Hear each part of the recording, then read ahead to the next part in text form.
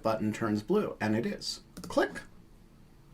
I'm appreciating your cyber themed shirt.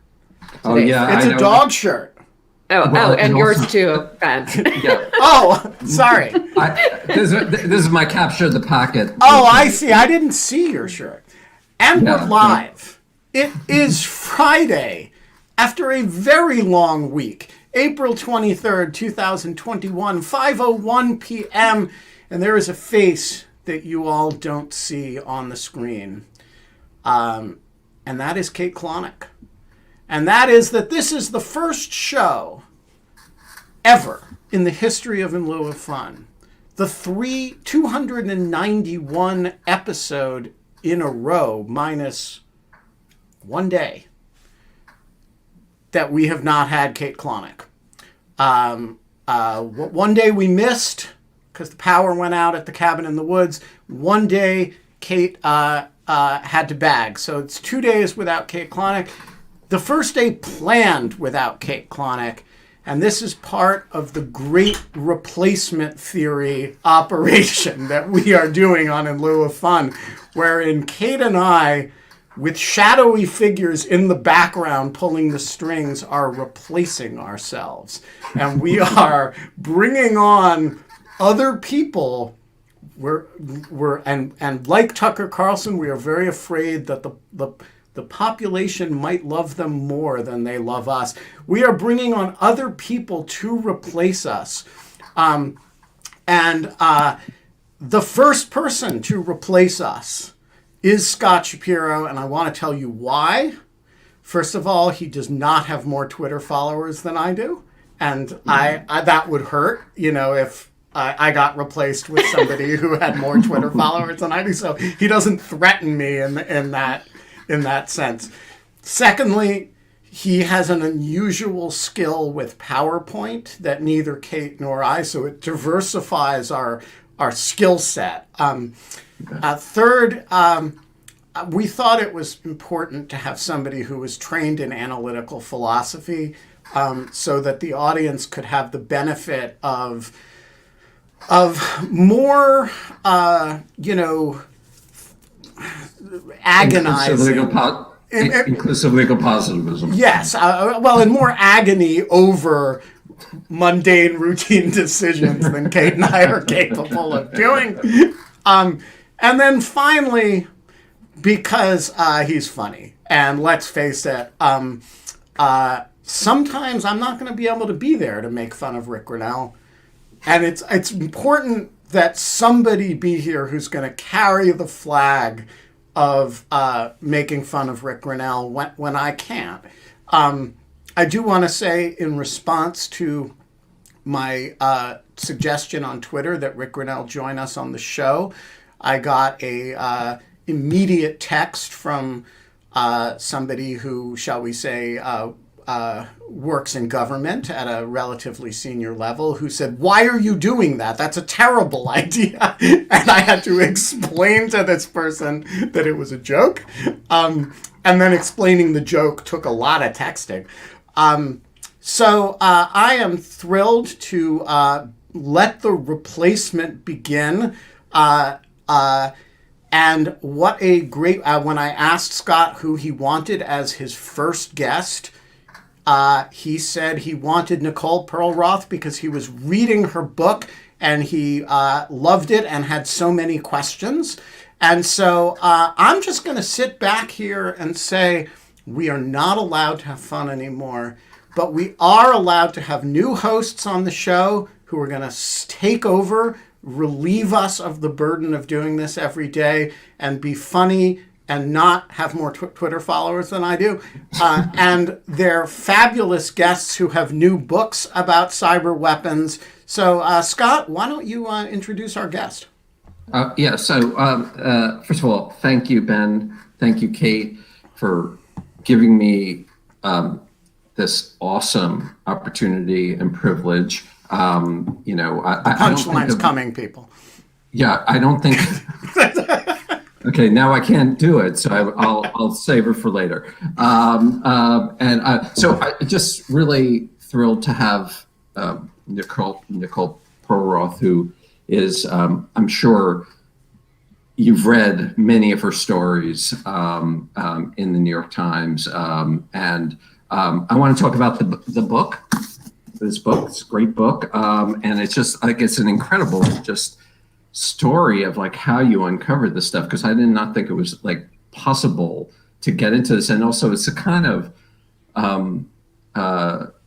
just an amazing, like a kind of crazy thing to have done, because I would have predicted zero probability of success, and so you really showed us all wrong. But before we get to that, Nicole, because I'm now a host, I feel like I'm officially a journalist, and so now I have to ask you tough questions.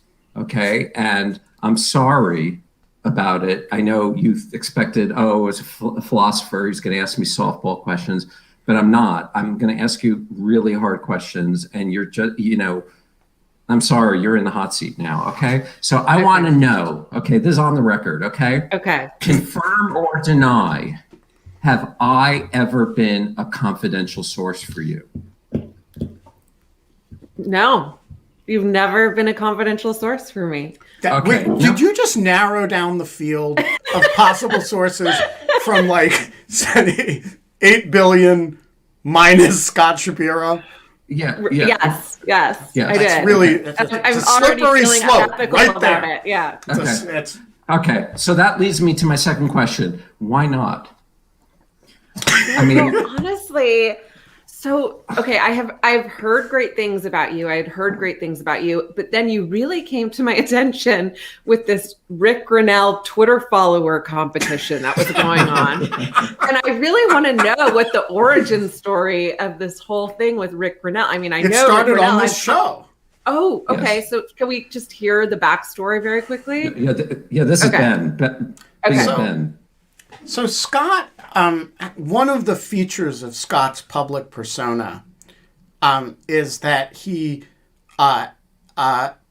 pretends to engage in a self-deprecating way with horrible people, from the scammers who DM him on Twitter to, and so he and I have had a sort of joint trolling Rick Grinnell on Twitter thing for a while.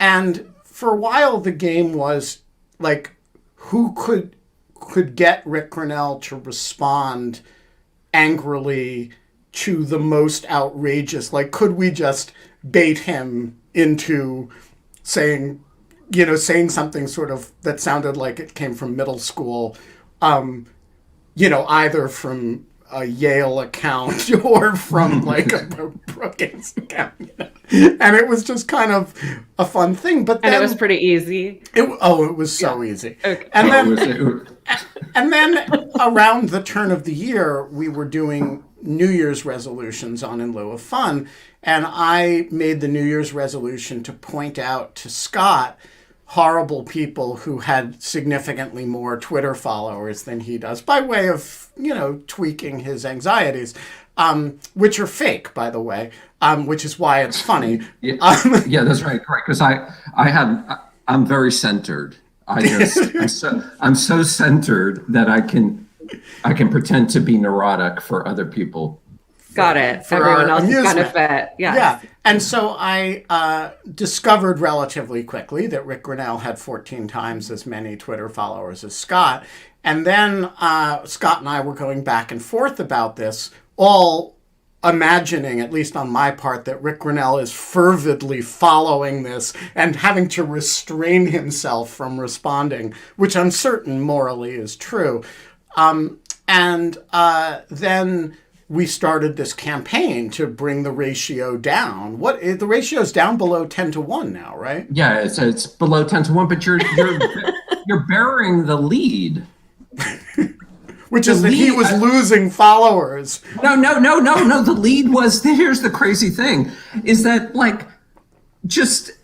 Ben just tweets this thing at like some random professor, and then Rick Grinnell jumps in and he starts saying, "Oh, I don't care about this guy." And then I declared it Twitter Christmas because I started getting into this fight with him about his thing. And then a conservative website called Twitchy picked it up.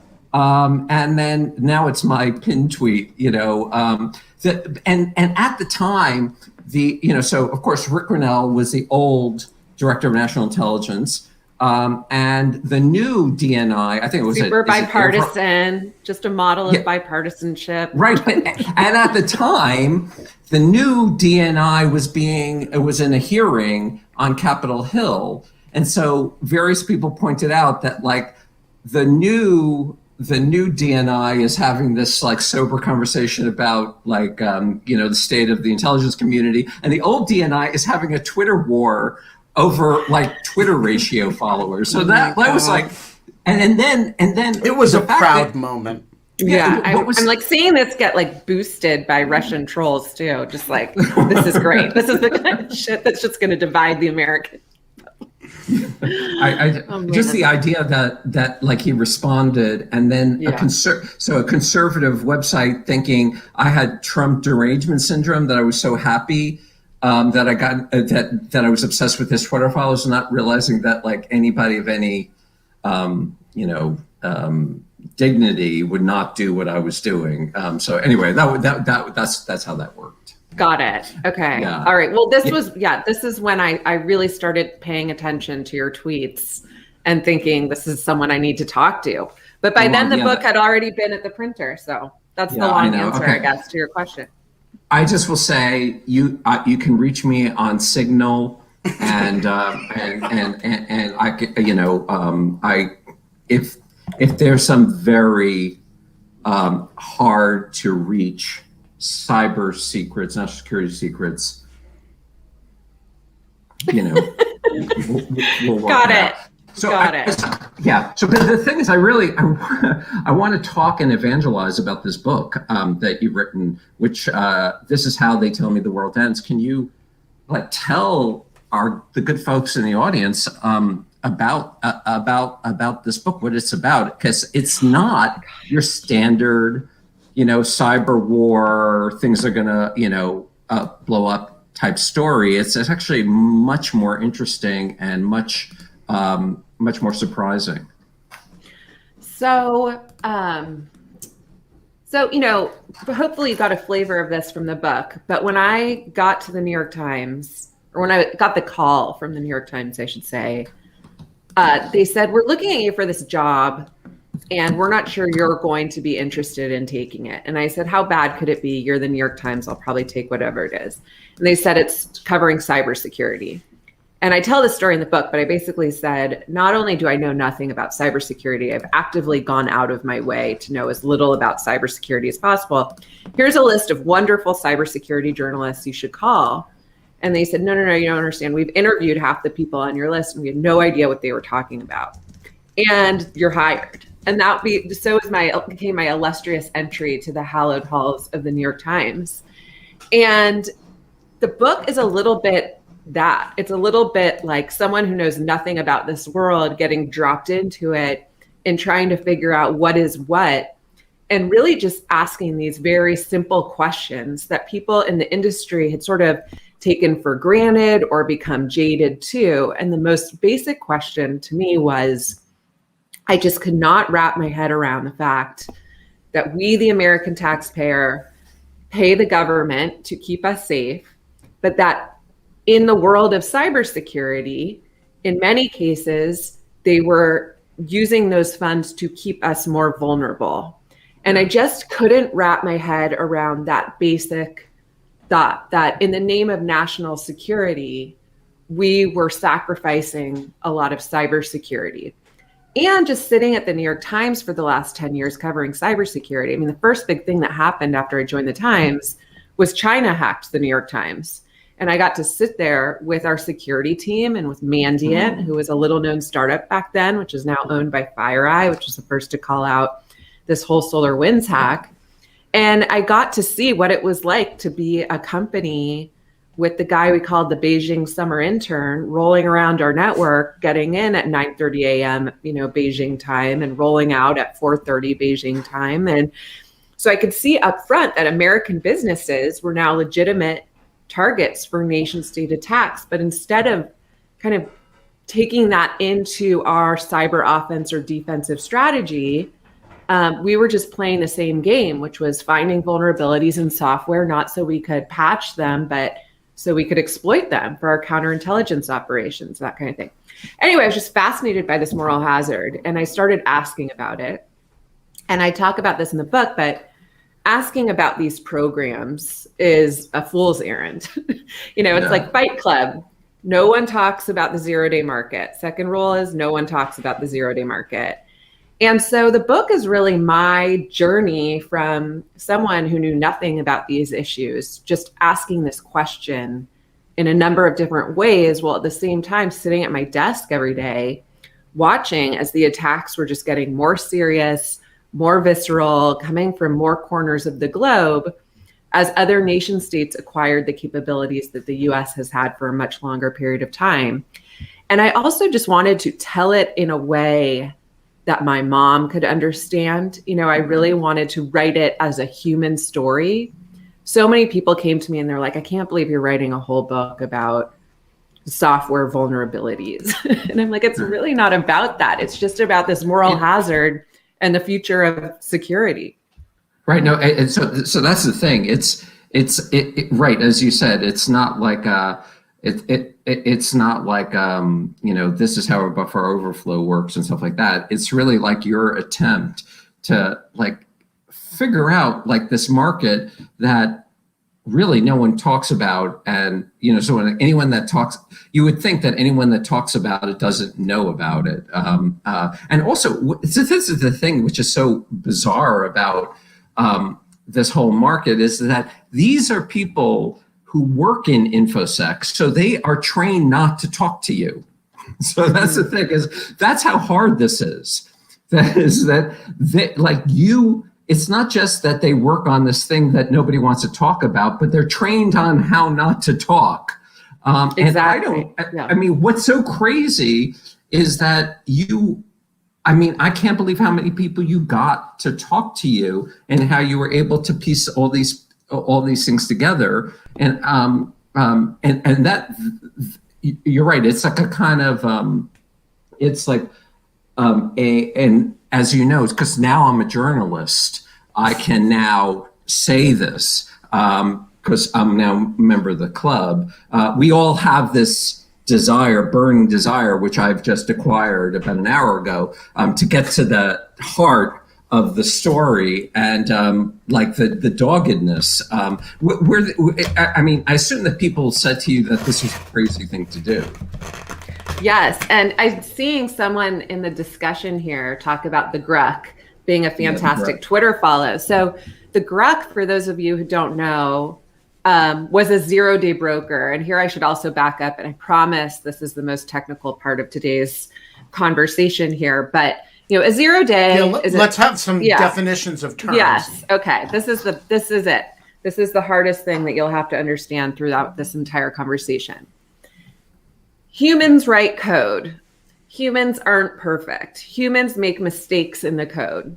If I'm a hacker and I find one of those mistakes in, say, your iPhone, iOS software, and I know how to write the code to exploit that error so that I can break into your iPhone, I can read your text messages, I can track your location, I can track your contacts, I can turn on your webcam or your audio feed without you knowing about it, I can develop that capability. That's called a zero-day exploit. And these days, I can make a lot of money selling that capability I just described, because you could see how it would be so valuable to an intelligence agency. So the going rate for that capability I just described is $2.5 million in the United States or more. There is one company that just advertises the prices it will pay hackers all over the world for that capability. And right now the going rate is $2.5 million. Actually, in the course of working on the book, I found a broker no one knew about that works exclusively for the Saudis and the Emiratis, and they'll pay you $3 million for that capability. So if you're a hacker, you can make good money finding these holes, exploiting them, and selling that exploit to a zero-day broker or directly to a government agency or defense contractor. But you can never tell Apple about it. That's the thing. You can never talk about it, because the minute you talk about it, the minute people find out about this, the minute Apple finds out about this, they will patch it, and that $2.5 million, $3 million investment turns to dust. So no one talks about this. So the Grek was a zero-day broker. He's South African. He lives in Thailand. I've never met him in person. I've interacted with him through Twitter. Super smart guy. He invited me to meet him, but I was not. He was in Washington for something, and I was busy that day, so I couldn't. But I'm big mistake. I was just going to say. I'm very interested in like what he looks like. Yes. Yeah, I actually, Q wanted to meet me a couple weeks ago. I said no. No, but yeah, but that's Ron Watkins, so that's different. I had to finish an article. I couldn't be bothered. Right. That's sort of what it feels like. So the Grek, you know what he looks like, actually, if you wanted to find out, because of what I'm about to tell you, which is that my former colleague, Andy Greenberg, amazing cybersecurity journalist, now at Wired. Yeah, he's fantastic. We used to work together. He's fantastic. Yeah. He profiled the Grek. He wrote for the first time about the zero-day market. As far as I know, that's the first time a journalist really covered it in a significant way. And he went and he met with the Grek, and the Grek later claimed that he was speaking off the record and that Andy pulled everything on the record. But he was also very happy to pose for a photo next to a giant duffel bag of cash. And he talked about his zero-day brokerage business, which is, again, the thing that no one in his business talks about. And what happened after that is not known, but I learned about it in the course of my book research, which is that his zero-day brokerage business plummeted. No government agency or defense contractor wants to do business with anyone who poses for a photo for Forbes magazine or talks to a journalist. And so that is the lesson. Yeah, so this is a lesson for anyone out there who is finding zero days. Really, don't pose with a bag of cash. Exactly. It's a bit. It's also. It's actually. I mean, aside from anything, I would just say it's gauche. Yeah, it's really gauche. Exactly. Yes. So, it's very new money. So explain something to me. What is the mechanics of this market? So if you're a young South African hacker living in Bangkok, say, and you're finding zero days and you want to sell them, you can't like go down on the street corner and 0 days here, right? You can't pose with a bag of cash and put up a Foursquare site where you somebody clicks that one, right? There has to be some forum in which this market meets or convenes. Where is it? These are all the questions I wanted to answer when I set out to do this book. Like, I was interested in the mundane details of this thing. I wanted to know, how do you find the hackers? Are they American? Will you buy from a guy who's Romanian? What if you can't guarantee that guy's not turning around and selling the same zero-day exploit to a Russian government agency or front company? These are the things I just found fascinating about this space. But again, no one wanted to talk about it. And the lesson from that Grek story that appeared in Forbes and what happened to him afterwards was, don't ever talk to a journalist. But I just really wanted to know these answers to these questions that went from like mundane to insane. And I did not mean to rhyme there, by the way. The way it works. So the way it works is it's an incredibly inefficient market because markets thrive on transparency and supply meeting demand. And this is the basic problem of the zero-day market is how does that hacker who just found that crazy zero-day exploit in your iPhone software or in the grid, in a Schneider Electric or a Siemens system, find a government agency that will pay them good money for it? How do they even know what the value is? And how do the governments know that that guy's not turning around and selling it to Iran or whoever? So back in the day, well, I should just rewind and say, I ended up tracking down a guy who I have to call Jimmy Sabian in the book. And I just made that name up because he couldn't go on the record, but he agreed to talk to me so long as I changed his name. He was one of the US's first zero-day brokers. And this was in the 90s. And if you remember, we were done with the Cold War, but we were having all these bombings at US embassies overseas. And suddenly it looked like our enemies were popping up everywhere. And our answer to this problem was to try and hack and surveil as many systems as possible overseas. And we were awakening to the potential of a zero-day exploit to do that. And so government agencies, primarily at the Pentagon, he told me 80% of his business was at the Pentagon, paid him, I think it was like $1 million in those days for a set of 10 zero-day exploits, or maybe more. And they started finding 0 days in the software themselves. He said sometimes a US government agency or representative would come to him and say, hey, find a way into the Russian embassy in Kiev. And they would go and they would try and find out as much about that system as possible. And they'd try and find a 0 day in any of the software that they were using on their computers. And then they would develop the exploit. And then they would sell it to this government agency for, however many dollars. Back then, I think it was like $150,000 or it was part of this bulk contract. But then at a certain point, they realized, what are we doing? It's taking up so much time finding these 0 days and coding them into exploits. When there are hackers all over the world who are poking at these systems, let's reach out to them. And so he said he had this problem that Ben just articulated perfectly. How do you find those guys? So they found these murky middlemen, okay? These were like the guy he described to me. I never met him, but this guy came up a lot in my research and I left his name out of the book. He was an Israeli. He would come. They would give him cash. They would literally give him like $1 million in cash. This guy would go over to Eastern Europe, where there was this huge talent pool of people who had grown up very much with the Soviet education legacy of technology and science and math, but didn't have the same job prospects that we had here. You'd go over there and said, help me find a way into the system. And he would just meet with these hackers, usually at hacking conventions, bars where hackers got together, like hackathons, hacker get-togethers. He would buy the 0 day code from them, which basically meant just sitting in front of their computer while they demoed how to get in. He'd go back to the US. He'd give these 0 day contractors the vulnerability. They could code the exploit themselves, or sometimes they would buy the actual exploit and then they would sell it to a US government agency and never find out how it got used.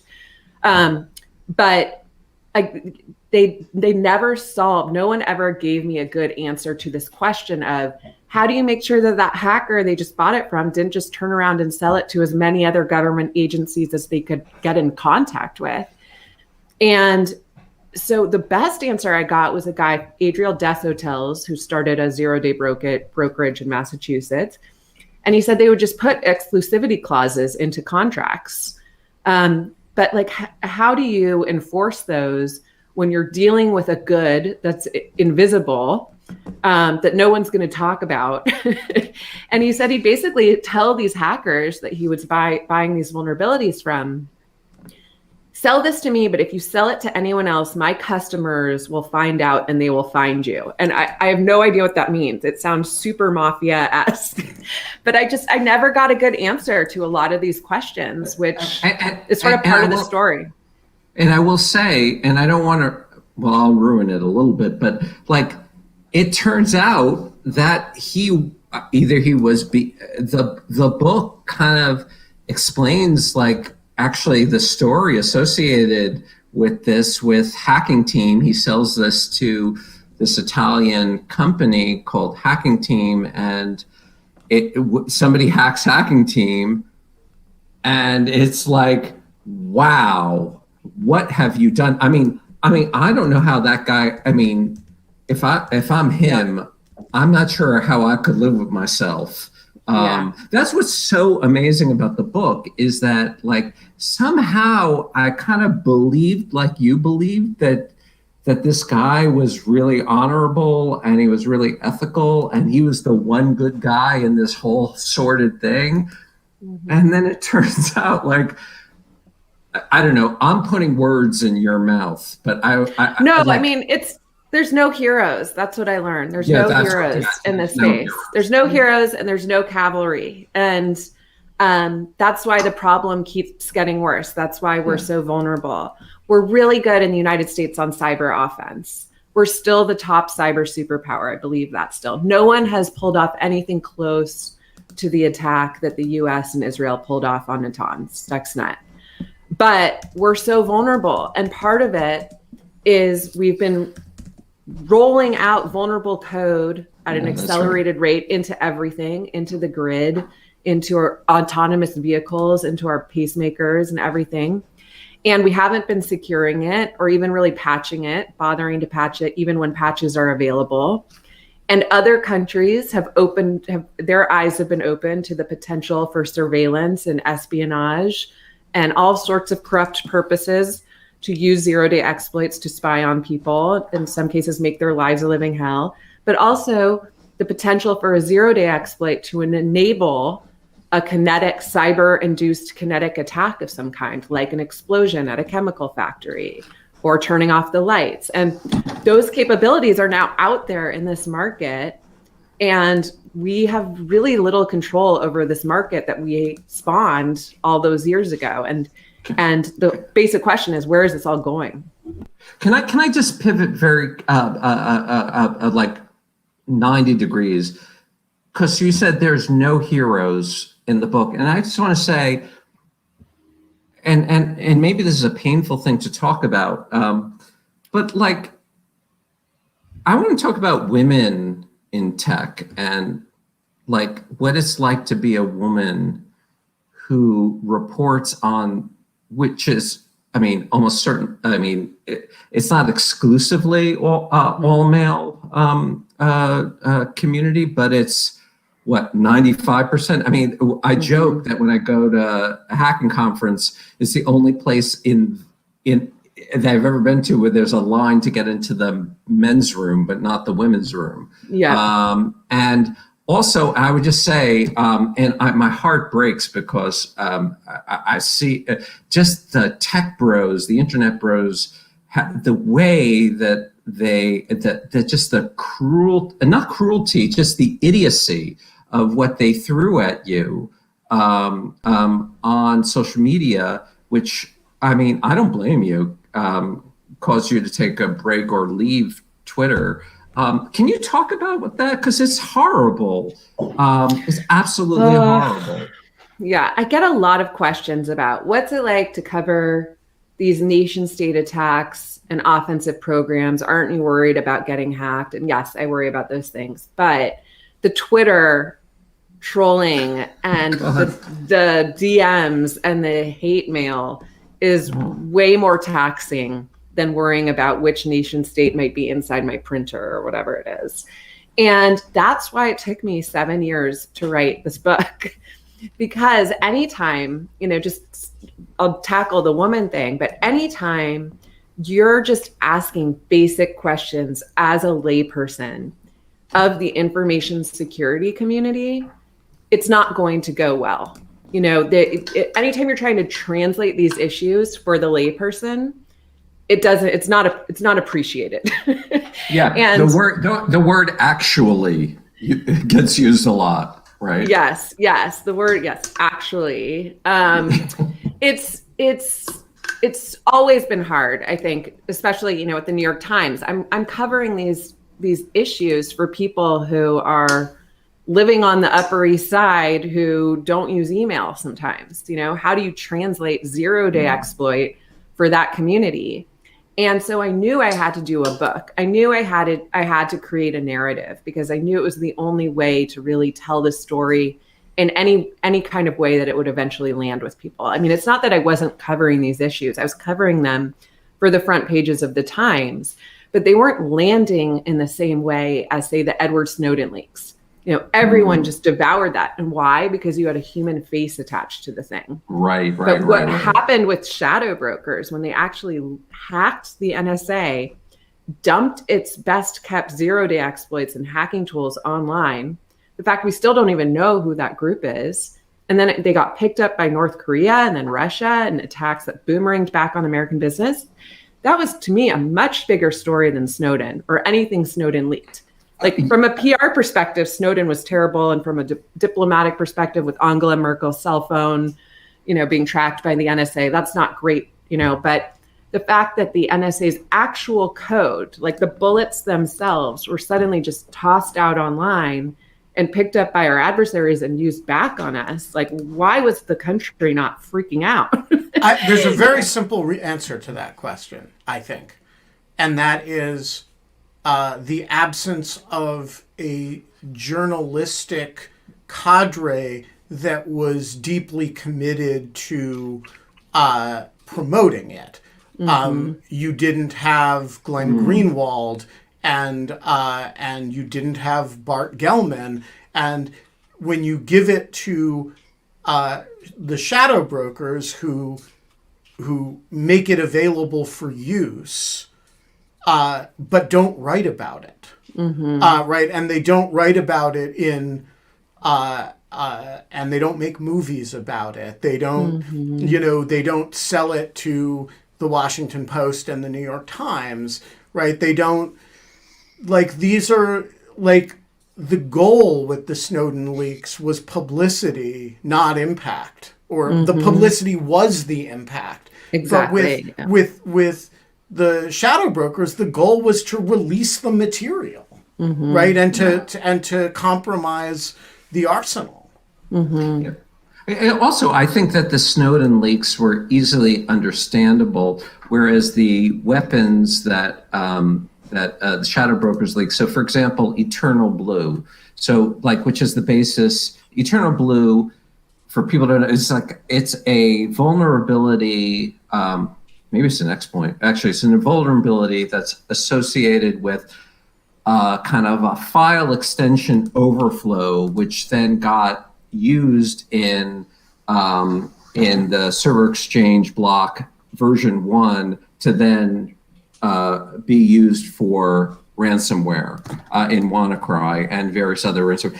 That's I'm sure everyone fell asleep in the last 20 seconds. Right. I'm dead.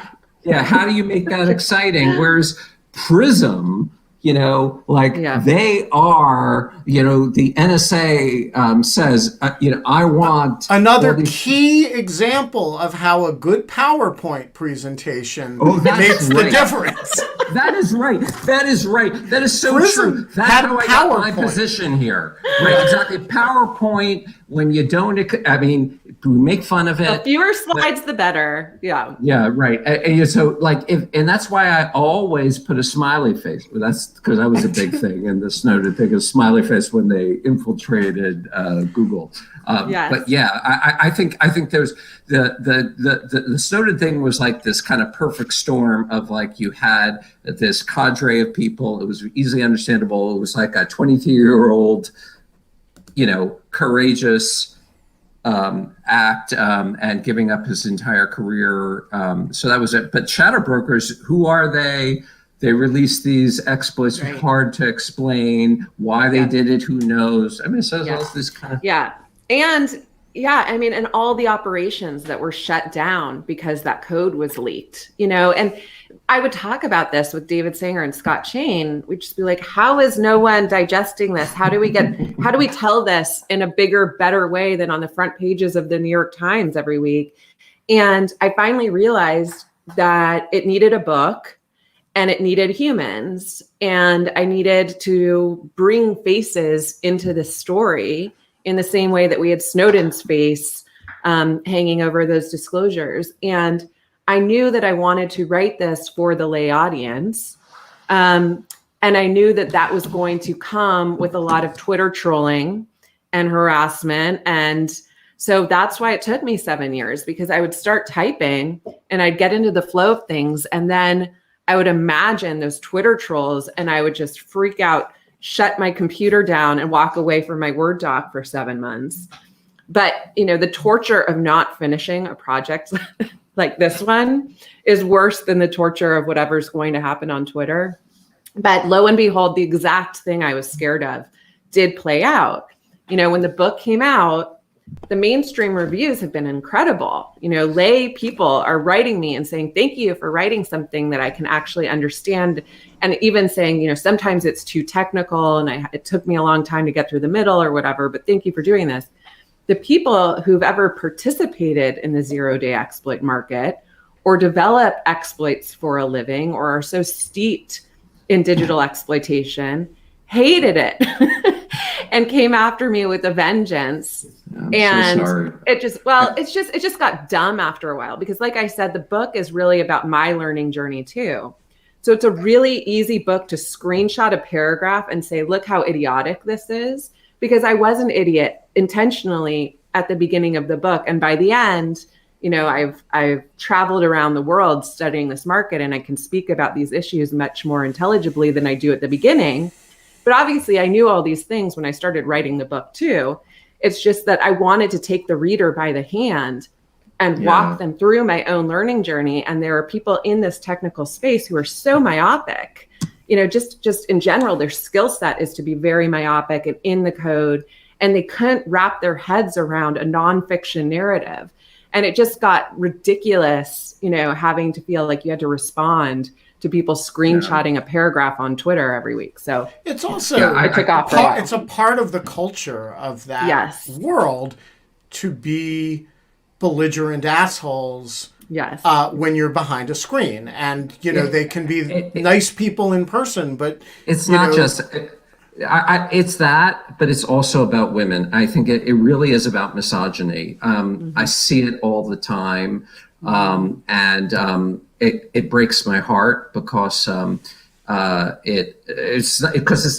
it's not about you, Nicole. I mean, I see it all the time, and I would say when I teach cybersecurity, I've done it twice. So we took a technical course at the law school at Yale, and like 2/3 of my students both times were women, and that makes me feel really good because it's just a terrible atmosphere. But I could spend forever talking to you, and now we will confidentially as a source. But well, let me say one nice thing about the community. This community, and we could do a whole episode on the psychology of the information security community, which is fascinating. These are people who treat these issues as religious. Like, I always want to take out to dinner the New York Times reporter who covers the Israeli-Palestinian conflict to see who gets it worse, because they really treat these issues as religious. And the other thing is, when outsiders have come in and tried to put in place legislation that it has to do with this area, like the Computer Fraud and Abuse Act, it's usually really dumb. It backfires. It creates disincentives. And so there's just this immense distrust, almost trauma even, of any outsider coming in and asking questions and thinking that they might have anything else to offer in terms of recommendations for how to make things a little bit better. And so that there's a long history of that. This community has been, and also just imagine what it's like to scream at the wind for 20 years that we shouldn't be baking software into our most critical systems, into our nuclear weapon systems, into air traffic control, and everyone ignoring you because you can't really communicate how severe the threat could be, or they think you're overly alarmist, or they think you're a ponytailed hacker in your basement, whatever. Imagine being that person and now seeing what's playing out right now when these attacks keep getting worse and worse and worse. Absolutely. Like, at a certain point, you get a chip on your shoulder. So I get it, but you're right. It is way worse for women, and it's not fun. But I think actually in the end, like, there's a little bit of the kid in the, saying the emperor has no clothes in this, and coming in as a woman who hadn't covered cybersecurity before, or hadn't really even I'd covered venture capital and startups, but I hadn't really covered the actual technology before. So having someone come in it ended up being a benefit because you can ask these dumb questions that maybe aren't so dumb, but just for whatever reason, people aren't asking them anymore, or people have just, through osmosis, they think that these things have been figured out when they really haven't. And so in the end, I think it was a good thing. You're right. The great value of the outsider who asks questions that everyone else wants to know, but the insiders are so inside that they aren't able to ask it. But so in the spirit of not outsiders, but hey, Ben, can you rapture? Already done. Okay, and great. Since we're talking about women in tech and in infosec in particular, seems like we should start with Deirdre Connolly. Hi. Deirdre, the floor is yours. Hi. So, Nicole, you're probably familiar with Positive Technologies getting sanctioned recently, and they were part of the Microsoft vulnerabilities process. It's called MAP or something like that. Given that, and also that the federal vulnerabilities equities process didn't really protect us from Eternal Blue because they said it was too important to patch because of all of the intelligence operations you were just talking about, should we just start from scratch with these vulnerabilities equities processes? It seems like they're not working too well. Yeah, I mean, I go deep on Eternal Blue in the book. And it was fascinating. I mean, I interviewed Michael Daniel when he was in the administration about this, and I talk about in the book how at that point he looked like Tommy Lee Jones in what's that movie where the CIA, former CIA agent, has become so burnt out and exhausted that he ends up becoming like a mercenary for ballistic missiles. Do you know anyone? No. Okay. Well, anyway. Poor Michael Daniel was leading this process. And when I met with him, he was like, listen, I'll just be totally honest. This is more art than science. We're trying to do the right thing here by even having a process. And by the way, the US should get a lot of credit for having a vulnerability equities process because no one's sitting around a mahogany table in Tehran asking whether or not to turn over a 0-day to Microsoft, So we get credit for that. But just through the prism of Eternal Blue and the criteria we were told that they take into consideration when thinking about whether to keep or turn over a 0-day, you can just see that the process became an abject failure. I mean, this was Microsoft Windows, the most widely used commercial technology out there. This 0-day, they knew it was going to be incredibly destructive in anyone else's hands. When I went and interviewed some of the hackers at NSA and TAO, they said they called it fishing with dynamite.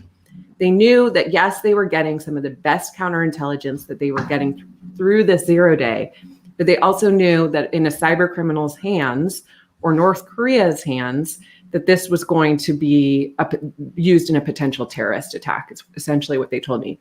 And they didn't just hold on to it for 1 or 2 years. They held on to it for more than 5 years. So you really see just through this one 0-day exploit, because there's not a lot of transparency to this process. And we only know about Eternal Blue because the shadow brokers, whoever they are, hacked the NSA and dumped it online. We just see through this one 0-day that the system failed. So on the one hand, in talking to people, and here's where I do have sympathy for the national security community, they can't talk about the kind of intelligence that they were getting through this 0-day. And just to give them the benefit of the doubt, I'm sure if we all knew the kind of intelligence that 0-day was pulling in, we'd probably be writing 100 stories off of what they were seeing. So I'm sure it was good stuff. That said, we know what happened next. We know North Korea used it in a ransomware attack that kept patients from going to the hospital. We know it was used by Russia in an attack that took out the radiation monitors at the Chernobyl nuclear site and cost FedEx $400 million, and Merck. These are companies that still haven't been paid for the damages because their insurers say, sorry, but you were collateral damage in an act of war. We're not going to pay you out for this. So long story short, I don't think we should just automatically turn over every 0-day we find. I do think the nuance is important, and I feel like I'd be incredibly naive to just say we should turn them all over. I think if it's really difficult to exploit, and we have found a 0-day and we have an urgent mission ahead of us, and yes, I think we should go ahead and use it. But I think we need a lot more research on the collision rates, which is just the rate at the time horizon it takes before another cyber criminal or nation state finds the same 0 day and it exploits it on other systems, whether it's us or our allies or whoever. And once we have that, then we can maybe come up with a more nuanced policy that says, we'll hold on to this, but we're only going to hold on to it for half the amount of time that the average 0 day is discovered, or something like it. Again, this is like, there is no data in this space, really. Yeah. The other thing is, it became very clear that the VEP process is overly biased in favor of intelligence collection. That's what we learned from Eternal Blue. And at this point, I'm covering so many freaking attacks at hospitals, ransomware attacks at hospitals and on cities and on gas pipelines that happened last year, and the latest attack on the water treatment facility. Why don't we have more civilian agencies represented in that process? Because, the Department of Health and Human Services is seeing ransomware attacks on hospitals almost every week. Shouldn't they be sitting at that table? And maybe that sounds lame and bureaucratic, but it sounds like we need more voices in favor of defending these systems and getting them more resilient. It is unbelievable, though, that after so many years of WannaCry and Eternal Blue being out there, 26% of all the servers in the United States are still vulnerable to Eternal Blue. They're still running server message block version 1.0. And that is crazy. Yeah. But doesn't this reflect the value of the specific agencies to the president? So, HHS is great for hospitals. And if HHS has a bigger seat at the table, hospitals do better.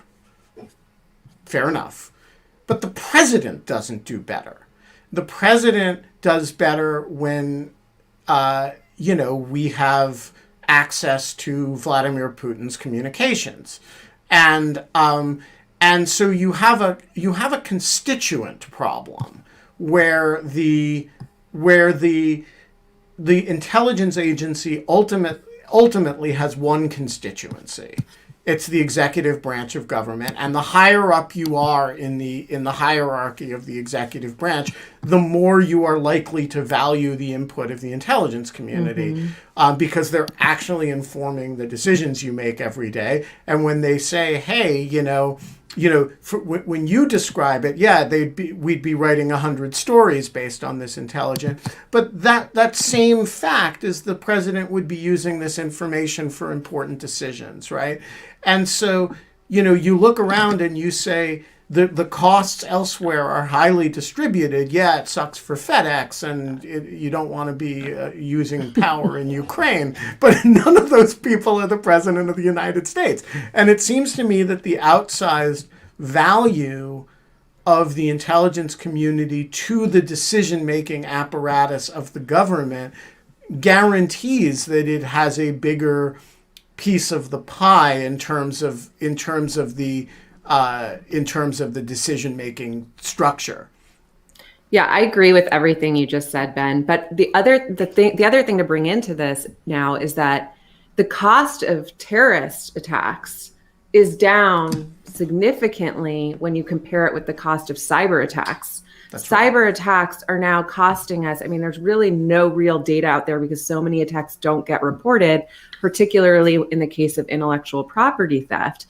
We're talking about trillions of dollars. And so I think what I argue in the book is let's not slow down on offense.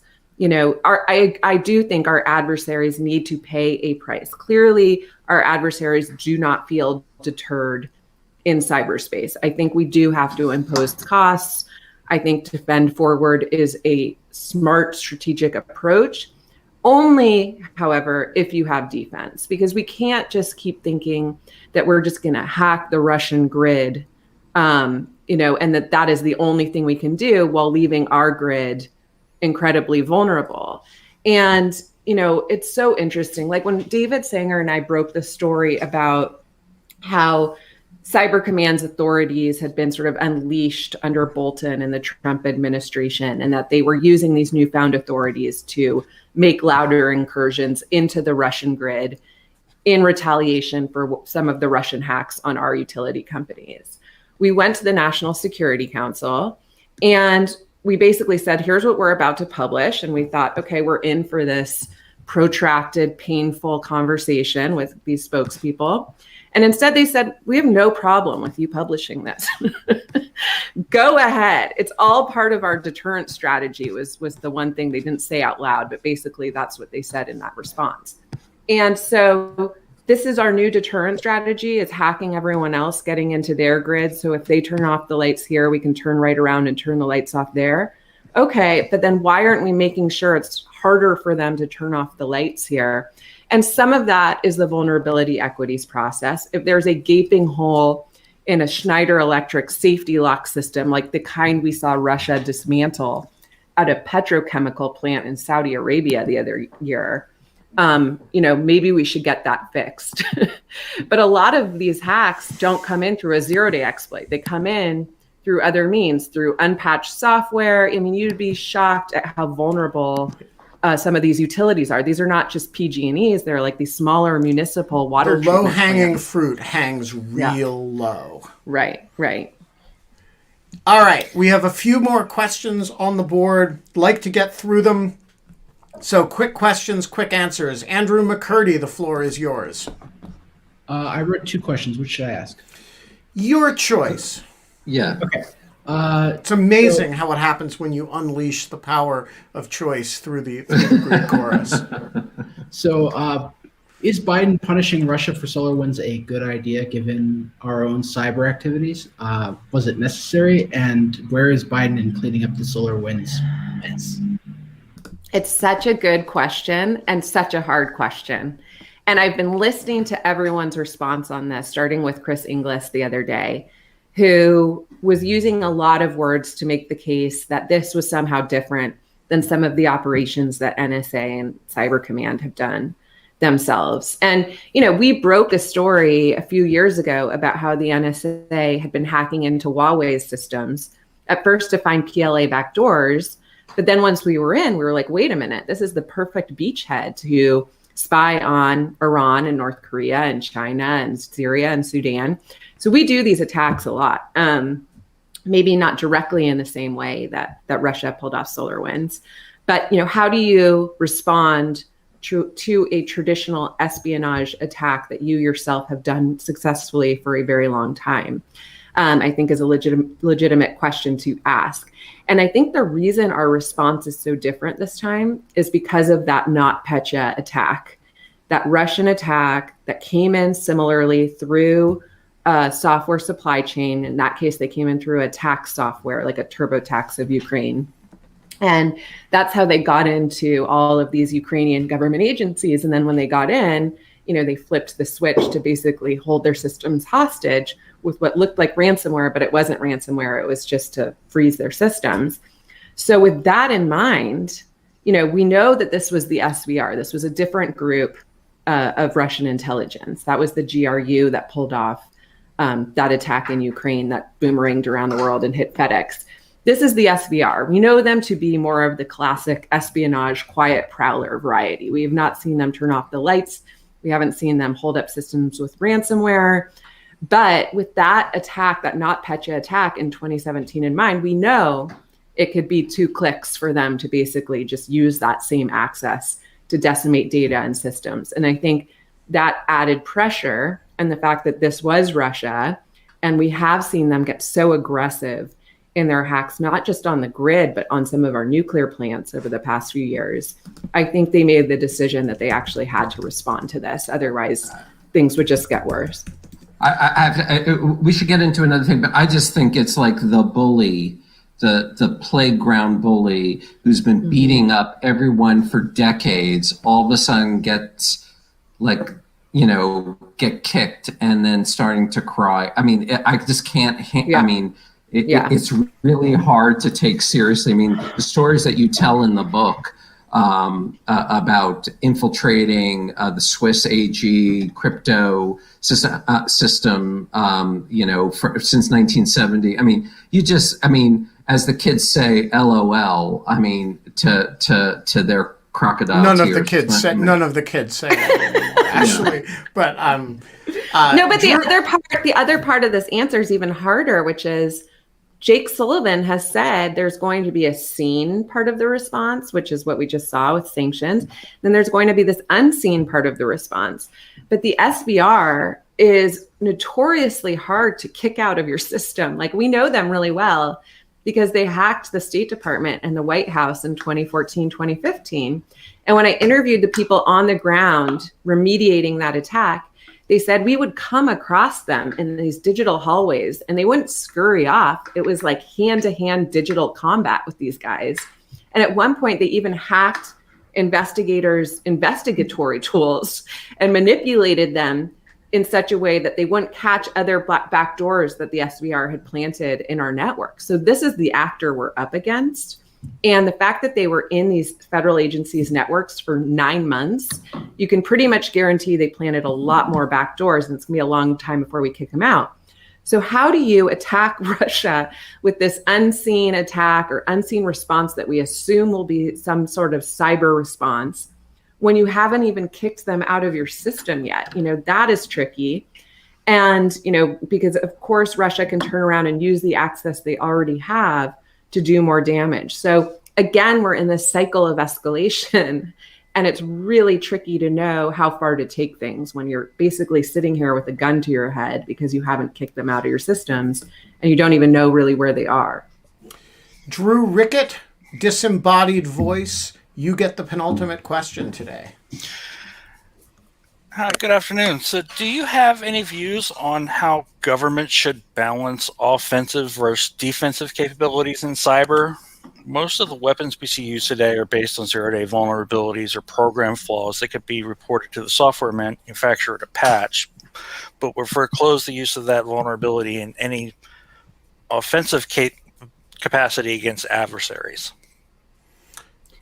Yeah, I think I answered this in a different way before, which is these are hard questions. There's no silver bullet answer, which is part of the reason I wrote the book, because I actually think we've left the answers to the information security community, a prickly bunch, and classified government corridors, and the situation's not getting better. So I think it's time to crack open this world and this market and the trade-offs we're making in the name of national security at the expense of cybersecurity, and open it up to experts in epidemiology and biowarfare, bioterrorism, because these are really hard questions. And I'd be totally naive to tell you that I have any of the answers. I think really, where I come down at the end of this book is I don't think we should automatically turn over every 0 day we find. Okay, I get it. I get that these are part and critical, and increasingly so, to our counterintelligence and to our battlefield preparations.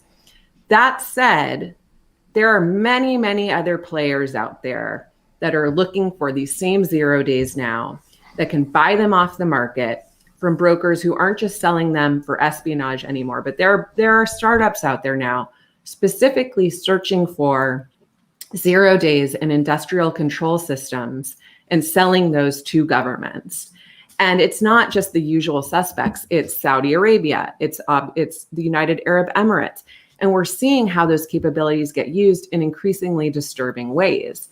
We're seeing, the monarchy in Abu Dhabi, in the United Arab Emirates, are putting their Twitter critics in solitary confinement, and after loading up their phones with spyware, from an Israeli spyware company. Like, this thing is so far out of control. And we don't own this market anymore. And as one guy in Argentina said to me in the course of doing this book, I said, listen, will these hackers only sell these 0 days to the United States and good Western governments? And he said, Nicole, you need to check yourself, because last time I checked, the country that bombed another country into oblivion wasn't China or Iran. We don't think of the US as a good Western actor. We'll just sell to whoever brings us the bigger bag of cash. And if it's Iran or, the Congo, even better than if it's the United States.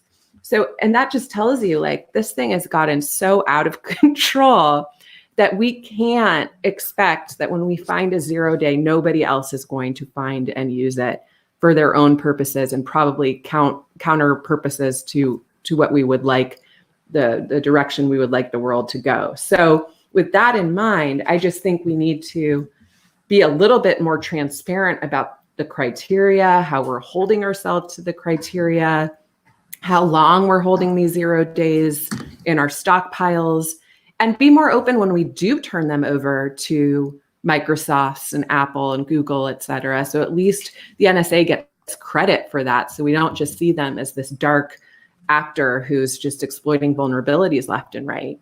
And that's actually the good news, is that under Ann Neuberger's leadership on the defensive side of the house at NSA, they started taking baby steps to call out 0 days, to turn them over, to talk about how urgent it is for people to patch these because they were seeing them exploited in the wild. So the fact that Ann is now, in the White House and advising on these issues and helping Biden pick this team is really good news. And we have a lot further to go, but at least we have the right team in place, because for the last 4 years, anything that was done in the name of cybersecurity was being done under cover of darkness or at the kids' table somewhere, and at least now we're making it such a big priority and we're putting the right people in these positions, but we have a long way to go. And I don't know how they're going to balance these equities right now. Yeah, Anne has an exquisite sense of the value of the defense side, and as does Chris Inglis, though he's an intelligence guy, and that this is not a group of people who undervalue the equities on that side of the equation, though obviously they do come out of an agency that's about exploitation as much as it is about cybersecurity or more. Richard Wattenbarger, despite your affection for Bruckner, you get the last question tonight. Okay. This is great, and thanks for raising the profile on this issue with your reporting. I'm looking forward to seeing this catalyze a lot of other great reporting. So my question is, I guess it should seem obvious, but why aren't the software and hardware companies like Microsoft and Apple buying from the 0-day market in order to make their own products more secure? And if not, why? Or why? Yeah, so they are. They actually are. So, and companies only. Sorry, I'm getting so hot over here. Companies are only coming to the realization that they need to seriously invest in security, usually after they're subject to a major cyber attack. So I tell the story in the book about how after China hacked Google, Sergey Brin basically made this new policy that never again were they going to let a nation state hack into dissidents' email accounts through Gmail. And that was going to entail that they were going to have to pour nation state type resources and funds and people to improve the security of their systems and their products. And as part of that, they started a bug bounty program, which is essentially, they will now, for a long time, they might recognize a hack. Well, for a long time, they actually ignored hackers. Then they started threatening them with lawsuits. But after each of these companies was attacked in a major way or saw their software used in a major attack, they all sort of came around to this idea that hackers weren't the enemy. The enemy were the vulnerabilities in the code and the people who would go out there and exploit it without them knowing about it. So in 2010, I think Google started paying hackers for 0 days or just bugs in its product, and not necessarily the full exploit, the full weaponized vulnerability that you could use to spy on a Gmail account, but just for the vulnerability itself. And that is a great step forward. It's not the only solution, but that really catalyzed a lot of these bug bounty programs at Facebook, at Microsoft, at Apple, which was notoriously closed-lipped about its security. And we thought they would never open up a bug bounty program. They now have a bug bounty program. I think they'll pay someone as much as $250,000 for a serious 0 day in their systems. Now, that's nowhere near $2.5 million or $3 million, but it's something. And the benefit that when I actually went out and found a hacker who used to sell to, what was the name of the contractor? Maybe you remember Scott in the book, but I forget. It was a major US defense contractor. And he told me he stopped selling to them, not because he had any ethical hangups about it, but because the contractor kept screwing him, because he kept demoing his zero-day exploit for them. And they said, yeah, this really isn't top notch. We don't want it. And then he found out from his buddy that actually they had just taken what he had demonstrated and were using it. And so he started to feel exploited by the zero-day business and defense contractors. So exploited by exploits. Look at that. Exactly. He had started participating in these bug bounty programs because they paid him for the vulnerability. He didn't have to spend months figuring out how to exploit it. They paid him, good money for that vulnerability. And he could make sure that the vulnerability would get patched, and he didn't have to worry about how that vulnerability was inevitably going to make its way into some kind of cyber weapon and how it might be used to harm human life. And so it sort of took care of this being able to sleep at night problem. So it's an important tool. And we've seen airlines launch their own bug bounty programs. We've seen Ford, auto companies. And we are actually going to do a show on bug bounties coming up soon. Several of you have mentioned Katie Masouras in the Greek chorus. I have actually asked her on the show, and we have been exchanging messages, trying to arrange that for the last few days. And so we will make that happen. She is the sort of mother of the Microsoft bug bounty program. Right. And I can tell my story of how I found a zero day in the Yale website and hacked it and got in trouble. So did you violate the CFAA, Scott? I actually did. Has the statute of limitations lapsed? No. Okay. So we will get Oren Kerr to represent Scott Shapiro. Because we're all journalists, so this is all confidential and off the record. That's right. We're going to leave it there. Nicole Perlroth, you are a great American. It is great to meet you face to face in little boxes on screens. Please come back and join us again very soon. And we will be back tomorrow, 22 hours and 47 minutes from now. It'll be just us. We'll have whatever that means now that we have 3 hosts. Sure. And until then, Scott?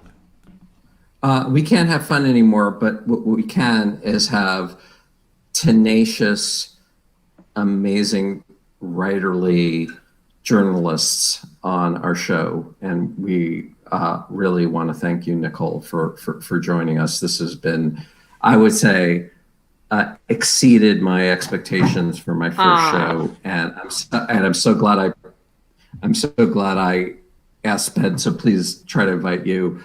And please come back. I'm so honored to be your first guest. This has been awesome, you guys. And now it's only 3:15 on the West Coast, so maybe I can think about having my Negroni. It's Negroni time. We'll see you soon.